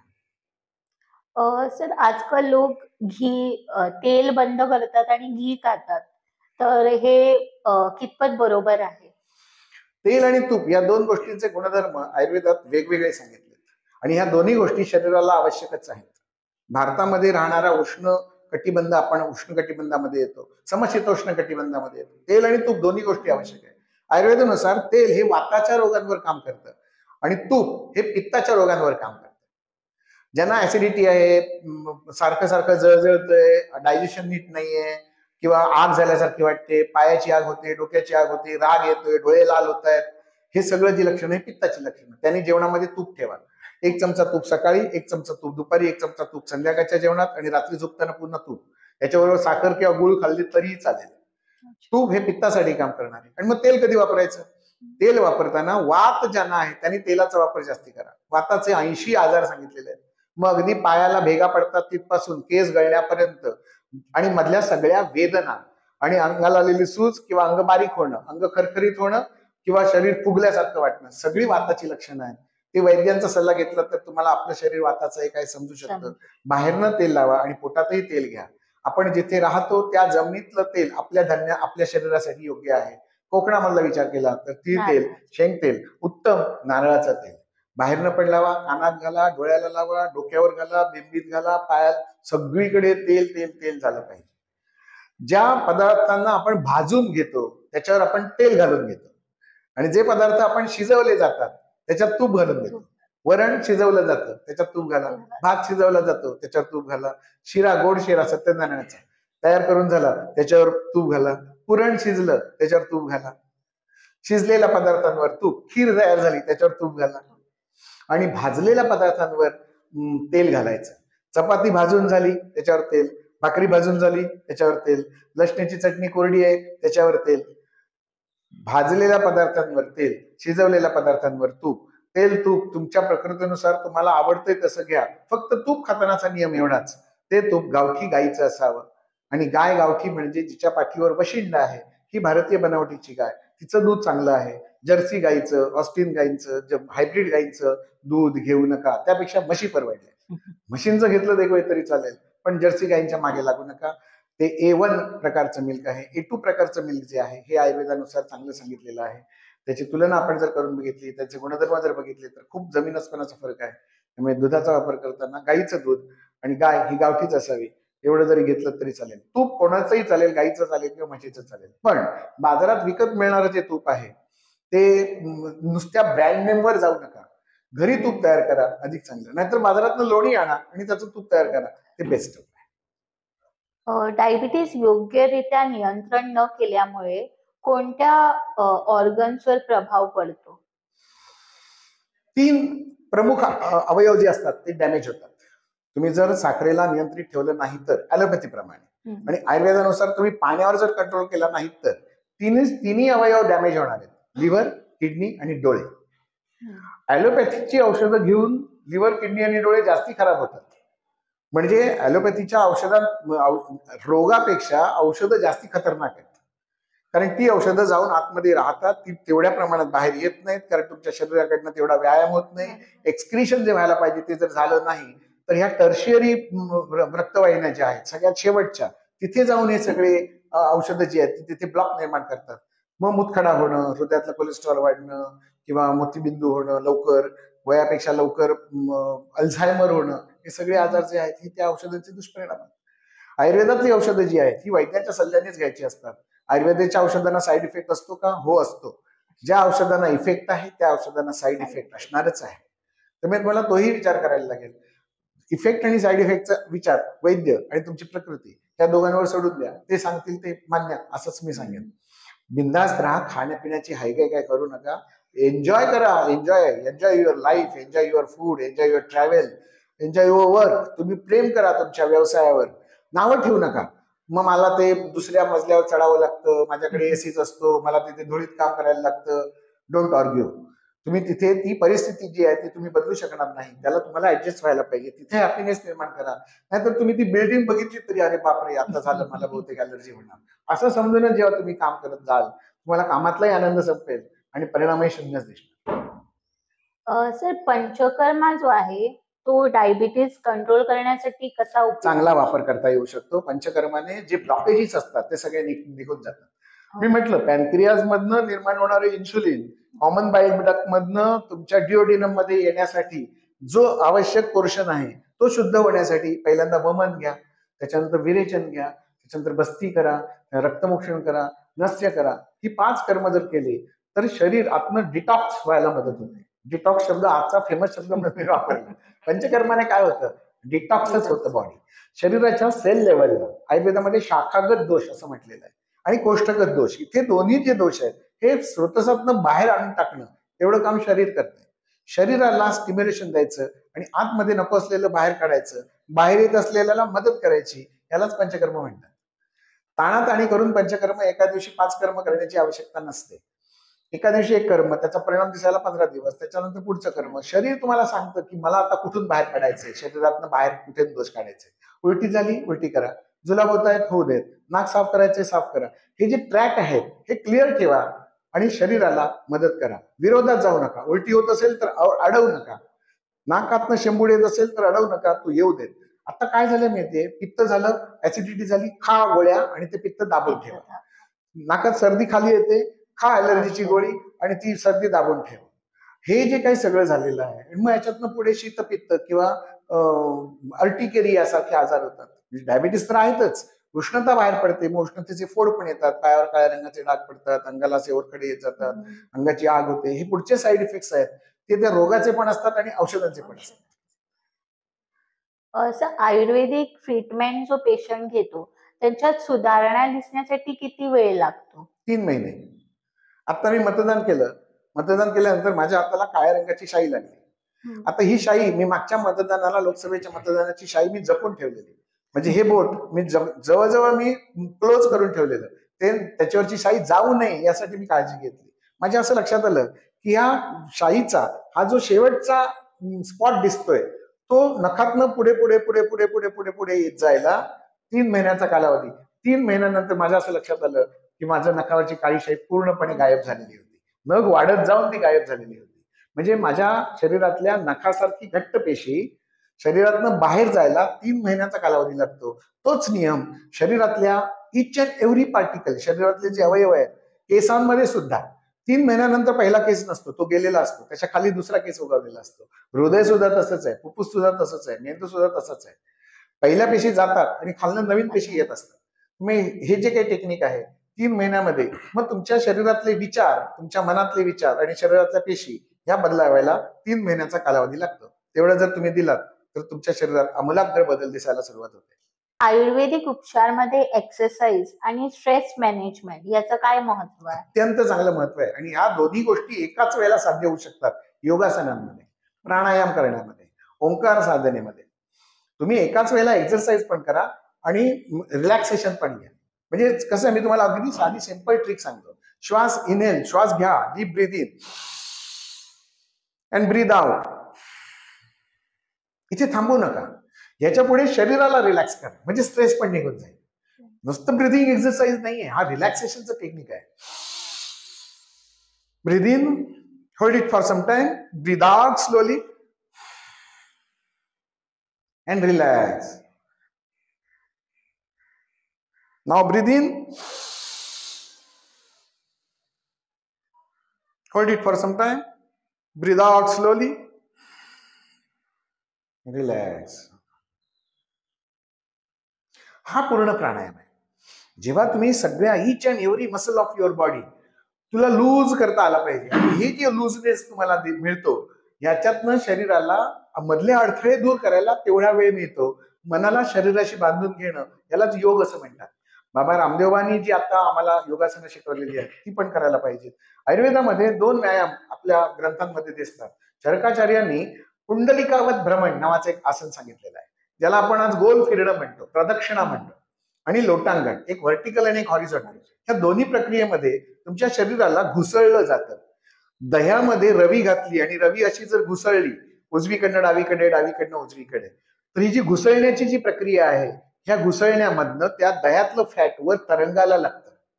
मग माझ्या शरीराला मी जर घुसळलं, एकदा उजवीकडनं डावीकडे डावीकडनं उजवीकडे असं जर मी घुसळत गेलो, तर माझ्या शरीरामधील सगळं फॅट जे आहे ते वर तरंगायला लागेल, ऍग्रिवेशन होईल.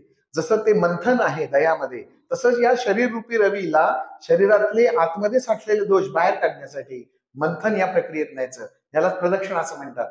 मग हृदयातलं कोलेस्ट्रॉल पण बाहेर येईल, पित्ताशयातलं पित्त पण बाहेर येईल, आतड्यातला मळ पण बाहेर येईल, गॅस पण बाहेर येईल, त्या पॅन्क्रियाज मध्ये अडकलेलं इन्सुलिन पण बाहेर येईल, मुतखडा पण बाहेर येईल, आणि काहीच नाही, तुमच्या स्पायनल कॉर्ड मध्ये जे अडकलेलं असेल ते सगळं बाहेर येणार आहे. सगळ्यात सोपा व्यायाम सगळे रोग कमी करण्यासाठी, अपाद मस्तक पायापासून डोक्यापर्यंत सगळे आजार जाण्यासाठी, शरीरातून बाहेर काढून टाकण्यासाठी हे गोल फिरणं आवश्यक आहे. याला म्हणतात प्रदक्षिणा. उभं राहायचं आणि स्वतःभोवती गोल फिरायचं, एकदा उजवीकडनं डावीकडे डावीकडनं उजवीकडे. रवी ज्याप्रमाणे फिरते, शंकराची प्रदक्षिणा जशी आहे, इकडनं जाऊन इथे येऊन परत येऊन इथे येणं, ही एक प्रदक्षिणा. जेवढं वजन आहे, माझं वजन 70 आहे, तर मी 70 वेळा फिरलं पाहिजे. माझं वजन 110 आहे, 110 वेळा फिरलं पाहिजे. सुरुवात लगेच 110 आणि 70 ने करू नका. आज 1, 2 तारखेला 2, 3 तारखेला 3, 4 तारखेला 4, अशा प्रमाणे वाढवत जा. मग त्याचा त्रास काही होणार नाही. सुरुवातीला त्रास वाटतो, चक्कर आल्यासारखी वाटते, कारण मेंदू पण हलतोय. मेंदू मधले विचार पण बदलणार आहेत, निगेटिव्ह विचार सगळे निघून जाणार आहेत. पॉझिटिव्ह विचार करून, संकल्प करून जेव्हा तुम्ही काम करता, तेव्हा तुम्हाला फायदा याचा आणखीन चांगला दिसणार आहे. आणि दुसरं आसन सांगतो, लोटांगण. झोपायचं, एकाच जागेवर गोल गोल गोल गोल गोल गोल गोल गोल लोळायचं. जागा सोडून पुढे जाऊ नका, त्याच्यात टेक्निकल प्रॉब्लेम निर्माण होतात. आता मी तुम्हाला एक मुद्दाम, माझ्याकडे एक डॉल घेतले मी. या डॉलला समजा जर मी इथे झोपवलं आणि जर त्याला मी गोल गोल गोल गोल फिरवत नेलं, तर याला म्हणतात लोटांगण. हे एकाच दिशेमध्ये करायचं असतं. आता इथे संपल्यानंतर परत रिटर्न यायचं नाही, परत रिटर्न यायचं नाही. मग इथनं इथे गेल्यानंतर मला जर रिटर्न यायचं असेल, तर त्याची दिशा मला बदलावी लागेल. जिथे डोकं आहे तिथे पाय न्यायचं आणि मग तिकडनं इकडे या. म्हणजे एकाच हाताने एकाच दिशेने तुम्ही लोळत या. इथे आल्यानंतर पुन्हा दिशा बदलायची, उठून बसलात तरी चालेल, डोकं आहे तिथे पाय, आणि मग परत फिरा. इट इज बेटर जिथे आहात तिथेच गोल गोल गोल गोल फिरत राहा. आता हा तुमचा बेड आहे, बेडवरच आता समजा हा डावा हात आहे, तिथल्या तिथेच गोल गोल गोल गोल फिरत राहायचं. सोपं आहे. हो, मुंबईत उभं राहायला जागा नाही, तुम्ही लोळायला सांगताय आम्हाला, कसं शक्य आहे? इथे लोळा, तुमच्याच बेडवर, तुमची चटई, तुमची शाल, तुमची गोंगडी, जे काही वाकळ तुमची आहे, तिथेच गोल गोल गोल गोल फिरत राहा, तरी सुद्धा फायदा होईल. हे फिरण्यामुळे काय होतंय, तर तुमच्या शरीराचं वजन तुमच्या पोटावर पडतंय. तुमच्या पोटाचं वजन तुमच्या पॅन्क्रियाजवर, तुमच्या लिव्हरवर, तुमच्या किडनीवर, तुमच्या फुफ्फुसांवर, तुमच्या ब्रेनवर, तुमच्या हार्टवर पडतंय, आणि तेही अवयव दाबले जात आहेत. मी सांगितलं, स्क्विझिंग ऍक्शन जी आहे, माझंच वजन माझी जाडी कमी करण्यासाठी वापरायची, आणि बोनस म्हणून तुमच्या पित्ताशयातला खडा जाणार आहे, हृदयातला कोलेस्ट्रॉल जाणार आहे, ब्रेन मधले अडथळे जाणार आहेत, लिव्हर मधले ब्लॉकेजेस आहेत ते जाणार आहेत, आतड्यातला गॅस सगळं जाणार आहे. इव्हन पीसीओडी मध्ये खूप छान काम करतं. पीसीओडी मध्ये ओव्हरी मधनं बाहेर पडणाऱ्या ज्या पेशी आहेत त्या जर तिथेच राहत असतील, सिस्ट आहेत त्या, मग त्याला पॉलिसिस्टिक ओव्हराइन डिसीज म्हणतात. ते बाहेर काढण्यासाठी सुद्धा हे गोल गोल फिरणं आवश्यक आहे. करून बघितल्याशिवाय समजणार नाही. नुसते हवेत तीर मारू नका, करा आणि मग अनुभव सांगा. जेवढं वजन तेवढी लोटांगण, तेवढंच प्रदक्षिणा, प्रदक्षिणा उलट सुलट, लोटांगण एकाच दिशेत एकाच जागी. एवढं सूत्र लक्षात ठेवलं तरी चांगला व्यायाम आपल्याकडनं होऊ शकतो. सर, ज्या लोकांना डायबिटीज ऑलरेडी आहे आणि ते औषधं घेत आहेत आणि त्यांना एक भीती वाटते की औषधं मध्येच कसं बंद करावं, त्या लोकांनी काय करावं? जुना आजार असतो, बाहेर जायला वेळ लागणार आहे, आणि जुनी माणसं जी असतात चिकट प्रवृत्तीची असतात, त्यांचा हेका सोडत नाही, ती खूप हट्टी असतात. ज्यांना आपण ज्येष्ठ नागरिक म्हणून 60-70 वयाची जी असतात, त्यांना आजार असतो, त्यांना आधीपासून सांगितलेलं असतं की मरेपर्यंत औषधं घ्यायची, ते त्यांच्या डोक्यात फिट झालेलं असतं. मी कितीही कंठरवाने किंवा बेंबीच्या देठापासून जरी सांगितलं तरी त्यांची बंद करण्याची मानसिकता नसते. मग अशाने सुरुवातीला शांतपणे प्राणायाम करा, व्यायाम करा, योगासनं करा, गोळ्या सुरू राहू देत. आयुर्वेदातली सुद्धा औषधं काही घ्यायला पाहिजे अशातला भाग नाही, पण एखाद्या दिवशी गोळी राहिली तर राहू देत गोळी, त्या दुसऱ्या रूम मध्ये राहिली राहू देत गोळी, आता ते पाणी राहिलं संपलंय माझ्या भांड्यातलं राहू देत गोळी, असं करून स्किप करा, गोळ्या स्किप करत जा, आणि मग तुमचा विश्वास निर्माण होईल, yes I can live without any medicine, मला औषधांशिवाय जगता येतं. ही मानसिकता तयार करण्यासाठी ध्यान करा. दामले वाचा नावाचं चॅनल आहे, त्या चॅनलवर ध्यान नावाचं माझे इंद्रिय ध्यान नावाचे 6-7 व्हिडिओ आहेत. ते व्हिडिओ जर बघितले तर ह्या मानसिकतेतनं बाहेर कसं पडायचं ते मी सांगितलंय. ओंकार ध्यान नावाचे 2 व्हिडिओ आहेत, ते पण बघावेत. मनाला सूचना कशा घ्यायच्या, मनाला आनंदी कसं ठेवायचं, मनातले निगेटिव्ह विचार कसे काढायचे, यावरच सुद्धा काही व्हिडिओज आपले आहेत. ते व्हिडिओ बघितलेत तर तुम्हाला याच्यातनं आणखी चांगलं मार्गदर्शन मिळेल. 100 वर्षाचं निरोगी आयुष्य, हॅपी आणि हेल्दी जर आपल्याला घ्यायचं असेल तर तुमच्या जीवनशैलीमध्ये बदल, तुमच्या विचार प्रणालीमध्ये बदल, तुमच्या आहारांमध्ये बदल आणि तुमच्या जगण्याचा दृष्टिकोन जो आहे, ऍटिट्यूड जो आहे, त्याच्यात बदल जर केलात तर डायबिटीसवर आपण सहज मात करू शकतो. यात मात्र शंका नाही.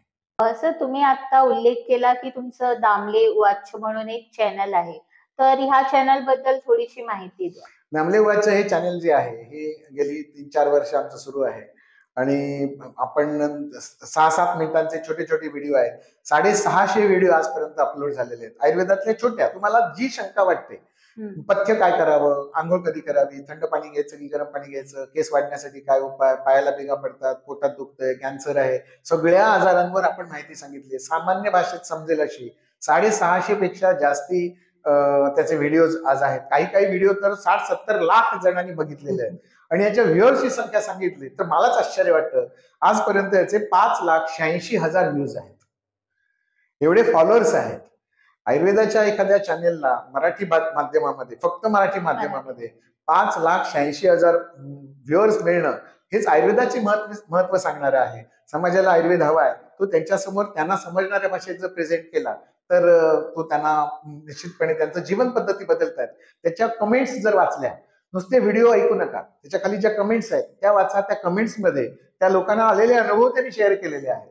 येस, आम्ही असा फॉर्म्युला वापरला, आम्हाला असा फरक दिसला, आम्ही लोटांगण घातलं, आमचं वजन 6 किलो कमी झालं, आम्ही प्रदक्षिणा घातली, आमचं डायबिटीस नॉर्मल झाला. अशा पद्धतीने लोकांच्या ज्या कमेंट्स असतात, म्हणजे आधी केले मग सांगितले असं ते सांगतात आणि मग त्याच्या कमेंट्स आम्हाला उपयोगी पडतात.